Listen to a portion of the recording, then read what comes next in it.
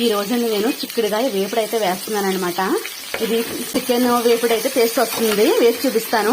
ముందుగా అయితే నేనండి మీకు చూపించడం మర్చిపోయాను. నేను చిక్కుడుగాయల్ని ఇలా ముక్కల కింద చేసేసుకునండి నీటిలో అయితే ఉడకనిచ్చానండి. నేను ఒక ఉల్లిపాయని చిరుకుల కింద కోసేసుకుని అలాగే కరివేపాకు వేసండి. అలాగే తర్వాత అవి వేగిపోయిన తర్వాత అండి చిక్కుడుకాయలు ఉడకబెట్టిన చిక్కుడుకాయలు కూడా ఇందులో వేస్తానమాట అండి. వీటిని బాగా మనం ఫ్రై చేసేసుకుందాము.